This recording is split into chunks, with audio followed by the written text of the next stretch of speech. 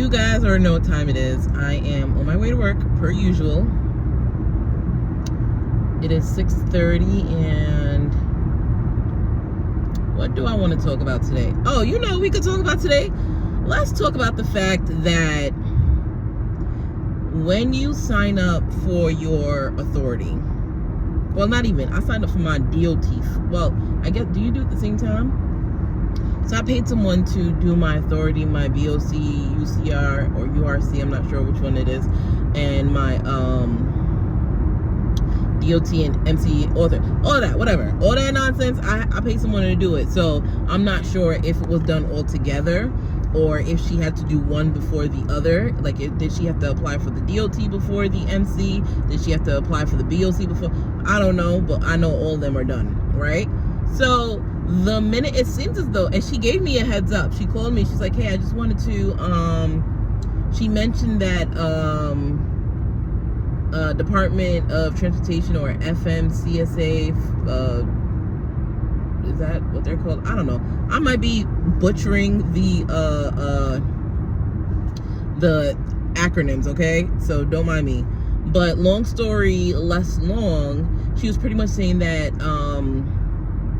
when I filled out my application to submit to her, to tell her like, hey, I want you to do my apply for my stuff for me, one of the questions was the business address. And for the business address, I had put my virtual address that I currently have right now, that I use for the business, right? So all of my mail goes to a virtual address, because when you look up my LLC's name, Alston National, it's public information. If they look up your LLC, they can also see your address. Like, I remember my sister, she was braiding hair, and she put the home address for her business address when she created her LLC, and people were knocking at the door like, hey, I saw your business on Google, or whatever the case may be. I want to know if I can get my hair braided, or how much does it cost, or is walk-ins of it, like, you know what I'm saying? Like, they're knocking on the house door. Mind you, sometimes she wasn't home, sometimes she was, but it's like, that's dangerous. Can you imagine if you had like a client that, had a problem with the service that you did, or whatever the case may be, and now all of a sudden they're knocking on your door, they know where you live and where you sleep at night? That is super dangerous. So I created the virtual address for my business, and I put it on the application and submitted it to her so she can go ahead and create my authority for me. And then she calls me back and says, hey, I wasn't able to use the virtual address. It seems as though the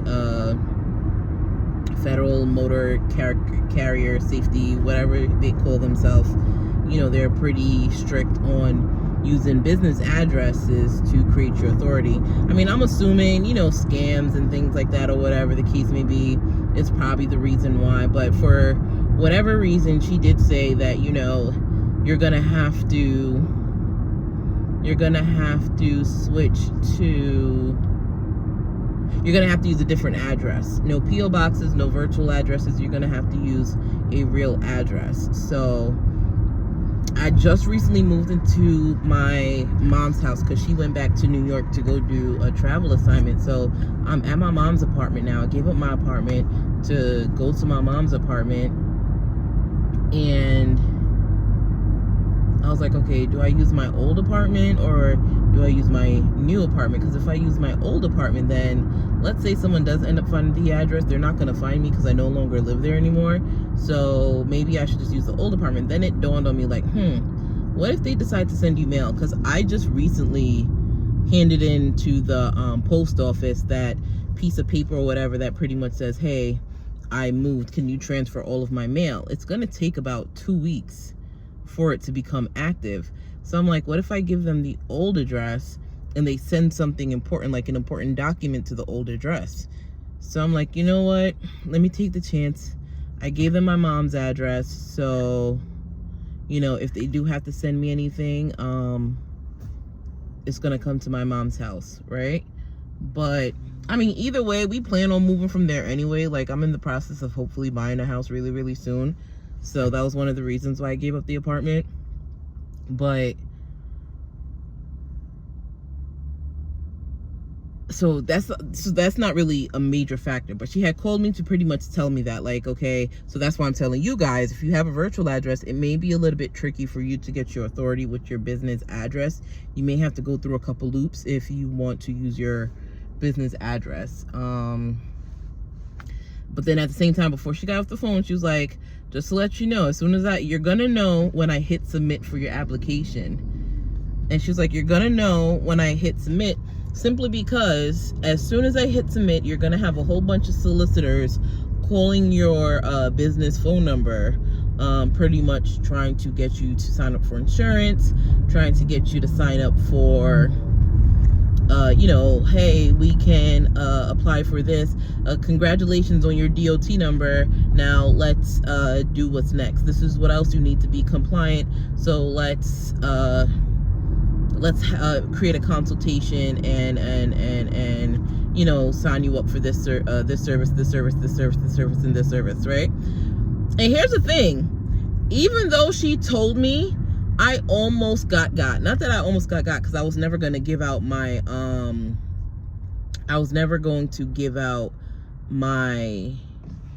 payment information, because that would have been my red flag. Oh, you want payment information? Oh, you're trying to take money from me? Oh, okay, that would have been my red flag. Oh, like, this is exactly what she's talking about. So what happened was, she gave me the heads up, right? But I was like running errands at the time that she gave me the heads up. She's like, you're gonna know, because people are gonna call your phone or whatever the case may be.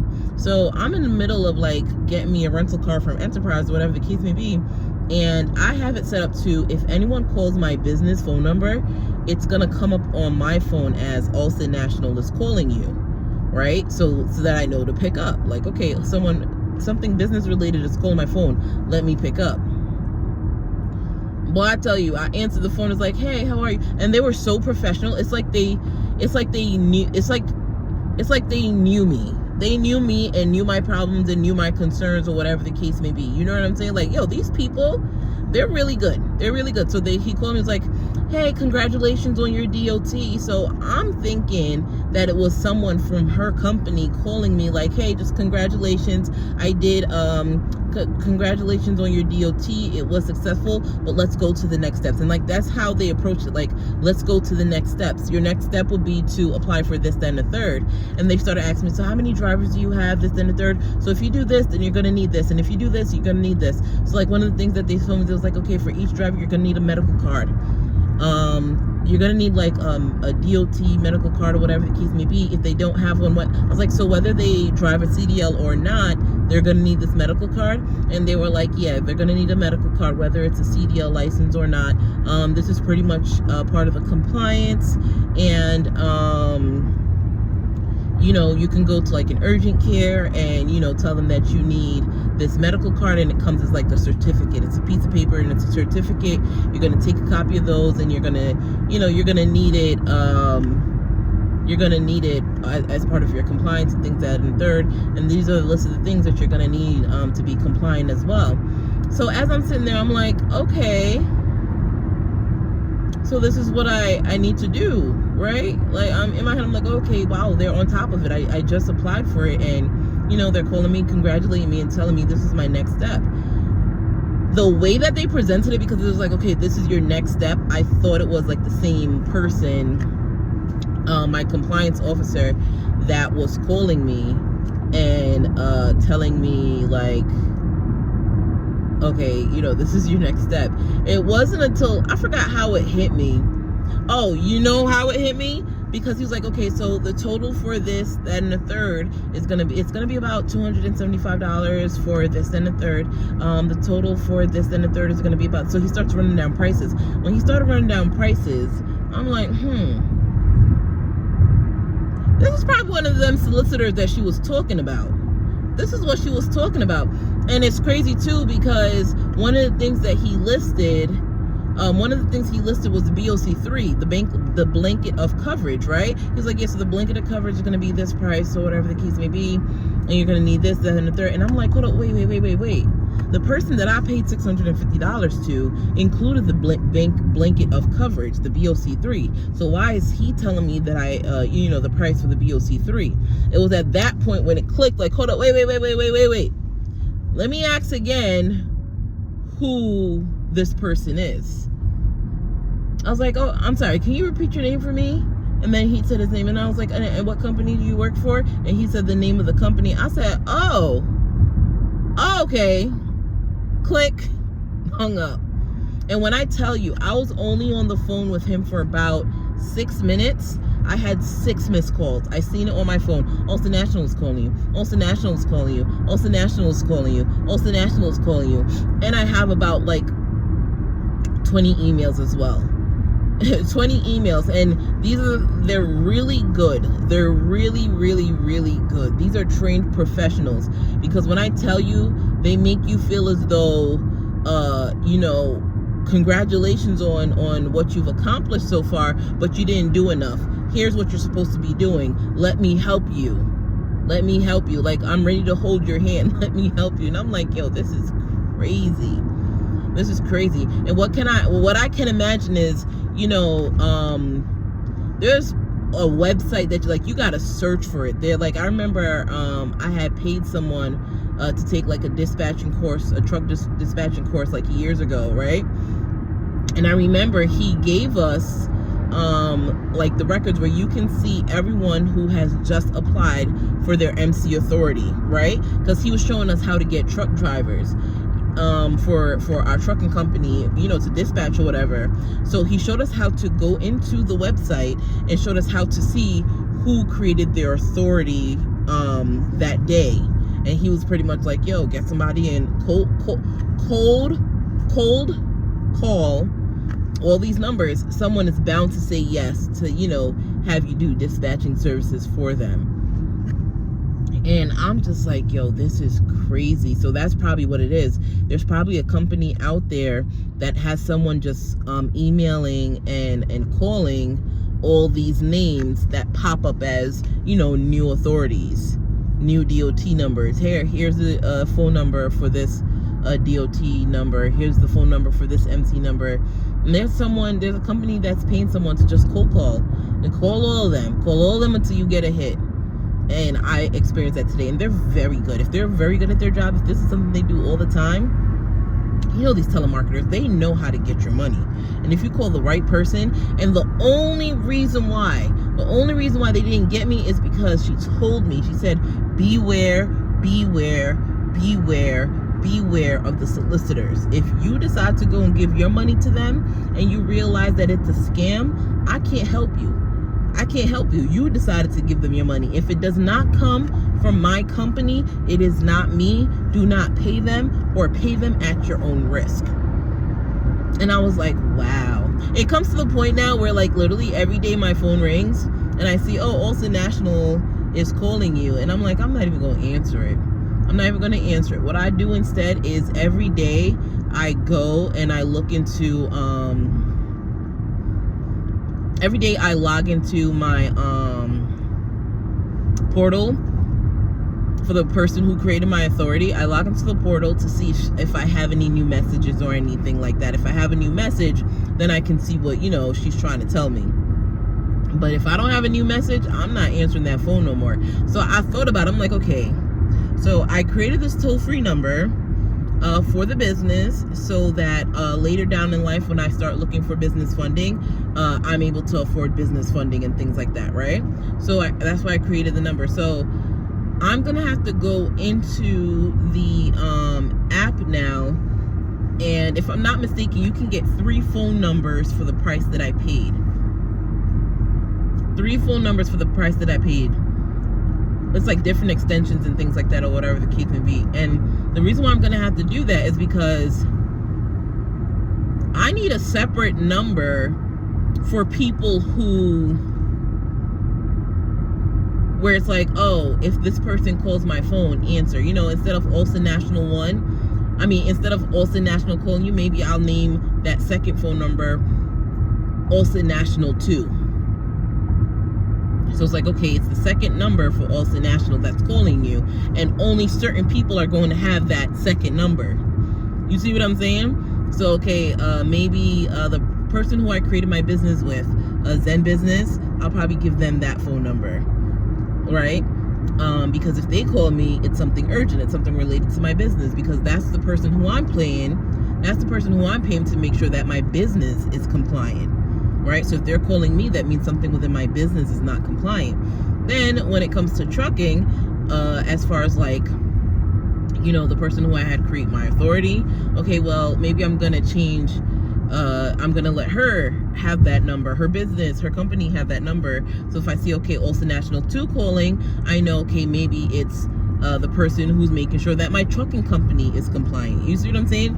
These are numbers that you have to answer to, you know. And then I was thinking, along with that are the drivers that I hire. You know, I give the drivers, because actually, you know what, the drivers, I might just give them my personal number and just add them in my phone, because that's easier. They don't even know, they don't need a company phone number. No. I'm just talking about like important people. Like, okay, I'll give the bank, you know, the bank my that second number. I don't know. It's just certain people that it's like, okay, if they call me, I know it's a problem. If they call me, I know it's something urgent. If they call me, okay, you really need to answer your phone. Because now that everybody has that one number, and I have people calling me over some BS every day, talking about, oh, I have another way for you, for me to get your money, you know? Like, I ain't got no time for that. So I just want to put it out there that one, it seems as though, okay, so this is why. One, when she applied for, no, so she applied for the US DOT number. I got my DOT number the next day. No, the same day. As soon as she hit submit, I got the DOT number, and the MC number, I believe, came the next business day, if I'm not mistaken. The MC number came the next business day, right? Because at first I was like, the MC number is going to take like a week or something to come. No, it came the next business day. It came very quick. So technically right now I have my DOT number, I have my MC number, I have my BOC3, and I have my UCR or URC. I forgot what the acronym is, but I have those, right? So now it makes sense as to why how people are able to go ahead and, you know, prepare their rental trucks and their insurance and things like that, because you have all the important numbers for your business already. You have your trucking authority number, you have your DOT number, you have all this stuff already. So go ahead and start shopping for insurance and start shopping for rentals. So it makes sense. So that's one thing I wanted to clear up, right? Because I always wonder, like, if I gotta wait 21 days, then if I gotta wait 21 days, how am I supposed to get a rental and all these things when I gotta wait 21 days for the stuff? No, you have all those numbers already, but the 21-day business day wait, which ends up equaling to like 30 regular days, that wait is there so that everyone who sees you got a MC number and DOT number, it's pretty much like, you know, when you go to the altar and you're marrying someone, is like, does anyone object? This is that 21-day wait period is giving someone time to object to me getting my MC number and my DOT number. That's what that 21-day wait period is. That's the way that I see it. Okay, yeah, we gave it to you, but you can't do nothing with it for 21 days because we're giving people time to object. Now, here's the thing, because I hear a lot of people saying, oh, well, you know what? You have your MC number, you have your DOT number. Technically, you don't have to wait the 21 business days. And I'm like, okay, yes, that's very true. Technically, you don't have to wait. But technically, if somebody stops you and they see that your DOT and your MC number hasn't matured, then technically you can get in very big trouble. You can be put out of service. And what you don't want is to take the chance of driving with an MC number or a DOT number or anything that is not compliant, and then you're put out of service for 30 days. Now, because you were trying to be quick to get the money or this and the third, now all of a sudden you're not compliant. And quite frankly, if a business is going to hire you without seeing that you're compliant, then that says more about the business. But like I said, technically, I guess you can do it. It's like a driver's license. You could drive with a suspended license, yeah. Some people do it. Some people drive with no license at all. You could do it, but if a cop pulls you over, good luck. You know, good luck. But I don't want them problems. So that's another thing. And then I wanted to, like I mentioned before, they did say that the drivers will need a medical card, and it pretty much says like, okay, they're cleared to drive a heavy vehicle, because box trucks are a heavy vehicle. You know, imagine if you had someone who had a history of seizures driving a medical vehicle, like not even chronic seizures. I'm talking about like they get seizures every now and then. You know what I'm saying? Uncontrolled seizures every now and then. Or if you have someone who can't see, I'm assuming they probably give you an eye test, you know, or if I don't know, but there's a lot of people out here driving right now that should not be driving regular basic cars. There's a lot of people driving basic cars right now, damn near 100 years old, that should not be driving. You know, those people I don't think can make it into a box truck. I don't think those people are gonna make it to clear, you know, their DOT medical exam. You see what I'm saying? So it's there for a reason. And unlike your driver's license, see, and this is the thing too, I believe your driver's license should be renewed every 10 years, where you have to retake your tests. You see what I'm saying? Because here's the thing, like I just mentioned, a lot of people damn near 90 years old and they could barely see, and they driving on the road every day, you know? So that medical card actually only lasts 2 years. Every 2 years, you must come back and be recertified. So, the first driver that I had, he said he had his medical card because he has a CDL permit. He was working on getting his CDL license. So he has it, so that's great. And then the next thing, my boyfriend has one, because I know he drives school buses, and I've heard him say that he had to, you know, go do a physical every 2 years to stay compliant. And then my sister has one as well, because she's a truck driver. Only one person so far said he did not have one, which was like another Uber driver that I was looking to hire. He said he didn't have one, but I told him, you know, they told me that you can go ahead to an urgent care and try to get one at an urgent care or whatever. So he's gonna work on that. And then what's another thing? Oh yeah, so another thing I do want to mention is that every driver is going, what is it? As the company owner. See, I can't wait until I'm able to make a video when I'm sitting down in front of my paperwork, because the way that I'm trying to memorize everything off the noggin is crazy. Because anyways, so another thing that you need in order to be compliant, because with the 21 days that I'm waiting, the 21 business days that I'm waiting, I'm making sure I'm doing everything for compliance, and then I'm doing everything for the business as well, right? So it's getting real, you know, because I have a deadline. I'm trying to make everything compliant and up and going and running and moving by Black Friday. Because that is when peak season officially starts. Okay, so she told me that there's a book that everyone needs. Each driver needs to get this book. You can find it on Amazon, and then there's a piece of paper in that book. There's a piece of paper in that book that you're going to have each of your drivers sign. And that's pretty much saying that they received the book. They're going to sign saying that they received the book. Now on Amazon, they have a pocket version of that book for like $10. And then they have like the regular versions for,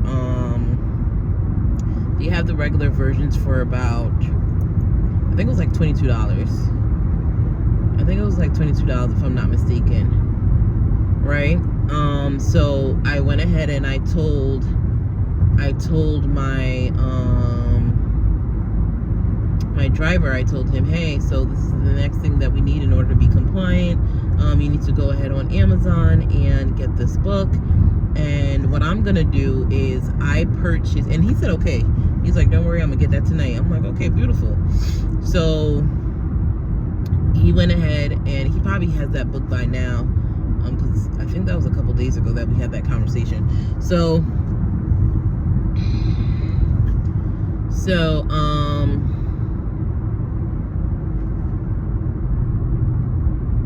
yeah, so he went ahead and got the book, and I'm gonna go ahead and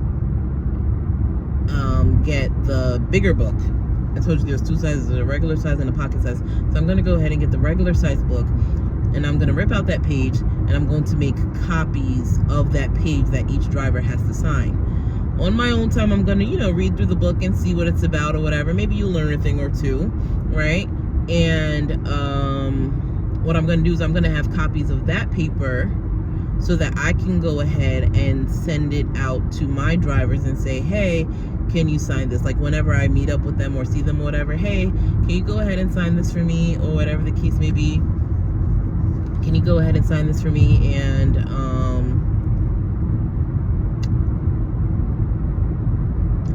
that way, you know, they can go ahead and, you know, get the book off Amazon, but at least I have my papers. You know what I'm saying? Like, I don't want to be running after them, you know, hey, you got the book, can you rip it out? Can you send it to me? Hey, can you mind just ripping out that page for me? You know what I'm saying? I just want to make sure I have some blank copies available. Hey, did you get the book? Can you show it to me? Okay, great, beautiful. Can you sign this piece of paper saying that you received it? You know what I'm saying? Yeah, so I think that's what I'm gonna do. So that's that. And what else did I want to talk about? So my driver, actually, he did not get to go on the Wednesday. He did not get to go on the Wednesday that he was scheduled for, because I'm guessing like the driver was, not that he was overbooked, but it would have been very crowded, and he pretty much said like the learning experience would be better if it was just my driver that was there with him, instead of him being there with like 5 other people or whatever the case may be. So he's actually scheduled, he actually had to wait until the Friday. So instead of the Wednesday, he just had to wait two extra days to go ahead and be able to drive. So he's still excited, I'm excited, and I was telling him, I was like, hey, listen, ask a lot of questions, okay? So he met up with him at 1:30 in the morning. He's like, hey, so meet me at 1:30 in the morning. I explained to my driver, like, the reason why it probably took him so long to let you know. I think he said around 3:30, 4:30 he'll call and let him know what time to meet him. Well, meet at the truck, and then they'll drive the truck to the facility. Hold on.